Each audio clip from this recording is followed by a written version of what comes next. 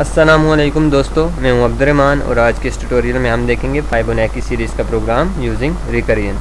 सबसे पहले फाइबोनाची सीरीज़ क्या होती है। फाइबोनाची सीरीज़ में पहले दो टर्म का सम हमारे पास नेक्स्ट टर्म के इक्वल होता है, ठीक है। जैसे 0 + 1 = 1 and 1 + 1 = 2 and 2 + 1 = 3 and 3 + 2 = 5 up to so on. तो चलिए हम इसे प्रोग्राम में देखते हैं कि ये कैसे होगा। तो इंड मेन से हम स्टार्ट लेते हैं, ठीक है। सबसे पहले enter the length of a series की लेंथ इंटर करें, ठीक है। मतलब आपको कितनी टर्म्स चाहिए या कितने डिजिट्स चाहिए सीरीज़ में, वो हमने यूज़र से एक नंबर ले लिया n, ठीक है। वो यूज़र वो अपनी मर्ज़ी से देगा, 5, 6, 7, 10, 20 जितने यूज़र का दिल करे वो दे सकता है। तो चलें आगे चलते हैं। तो फिर क्या statement I, the Fibonacci series is given below. Fibonacci series नीचे दी हुई है। इसके लिए हमने एक लूप लगाया, फॉर लूप।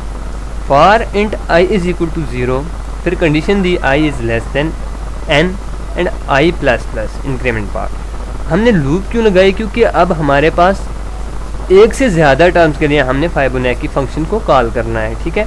एक के लिए कॉल करते तो वो सिर्फ एक डिजिट आता, अब हम n टाइम्स कॉल करेंगे। मतलब जितने यूज़र ने जितना नंबर दिया, मतलब 10 दिया तो 10 टाइम्स वो फंक्शन कॉल होगा, ठीक है। 0 से 9 देखें आप, 0 n अगर 10 है, i = 0, i is less than 10 means i 0 से स्टार्ट होगा और 9 तक जाएगा, ठीक है। लेस देन 10 मीन्स 9, 0 से लेके 9 तक। तो 0 to 9 डिजिट्स होते हैं 10, ठीक है। तो फाइबोनाची सीरीज़ में 10 डिजिट कब होंगे, 0 to 9, ठीक। ये अब कंडीशन लग गई, फॉर लूप लग गया, फॉर लूप, ठीक है। अब सी आउट फाइबोनाची i, ठीक है। अब फाइबोनाची i को हमने कॉल किया, मीन्स 0 to 9 कॉल होगा। पहले फाइबोनाची 0, फिर 1, फिर 2, फिर 3 अप टू 9, ठीक। चलिए अब हम अपने फाइबोनाची फंक्शन की तरफ आते हैं, ठीक है। तो वो हमने इस तरह बनाया, इंट फाइबोनाची और साथ में एक आर्गूमेंट, ठीक।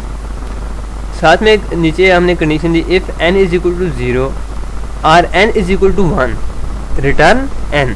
अगर n 0 हुआ या n 1 हुआ तो हमें n ही रिटर्न करना। मीन्स अगर यहाँ पे हमने फाइबोनाची 0 को कॉल किया तो वो 0 आएगा यहाँ पे। अब चेक होगी कंडीशन, n = 0, हाँ जी n 0 है तो रिटर्न 0। फिर n 1 तो चेक करेगा n = 1 मीन्स 1 = 1, कंडीशन ट्रू है तो रिटर्न n मीन्स रिटर्न करेगा 1।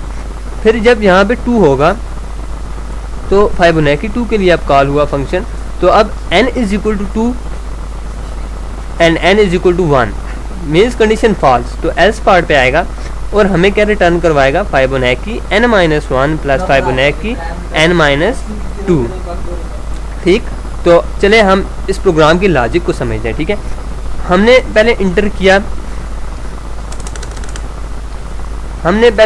0, तो जब 0 पास होगा आर्गूमेंट में तो कंडीशन चेक होगी n = 0।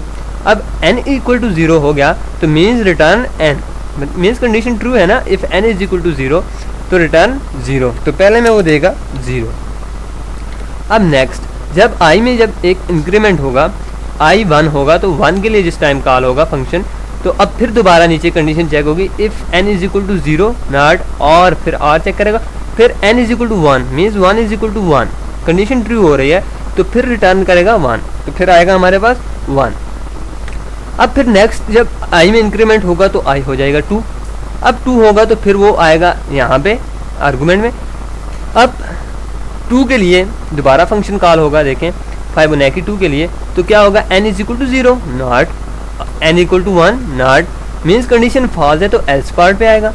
एल्स पार्ट में आगे आएगा फाइबोनाची n-1 मीन्स फाइबोनाची 2-1, फाइबोनाची 1 हो जाएगा यहाँ पे, एंड फाइबोनाची n-2 मीन्स n2 है ना, तो फाइबोनाची 2-2, ठीक है। तो फाइबोनाची 2-2 0 हो जाएगा, यहाँ पे फाइबोनाची 1 और यहाँ पे फाइबोनाची 0। और फाइबोनाची जब 0 होगा तो उसका रिजल्ट आएगा 0 एंड फाइबोनाची 1 होगा तो उसका रिजल्ट आएगा 1, 1 + 0 1, तो इससे हमें मिलेगा 1, ठीक। इसी तरह जब आप आगे सॉल्व करेंगे तो आपको रिजल्ट इसी तरह मिलता रहेगा। जैसे आप 3 के लिए अब कॉल करेंगे, इंक्रीमेंट होगा तो आपने 3 के लिए कॉल किया, तो अब दोबारा वही कंडीशन चेक होगी, कंडीशन फॉल्स है क्योंकि n ना ही 0 है ना ही 1 है, तो एल्स पार्ट पे आएगा। तो अब Fibonacci 3 - 1 and 3 - 2, Fibonacci 2 and Fibonacci 1, सही। फिर इसके लिए मेन आगे कॉल होगा, फिबोनाची 2 के लिए दोबारा कॉल होगा, ठीक है, फंक्शन 2 के लिए दोबारा ये वाला फंक्शन कॉल होगा, ठीक।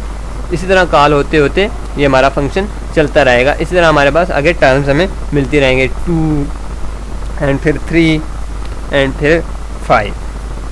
तो ये इस प्रोग्राम की लॉजिक थी, ठीक। I hope you understand well. Thank you very much.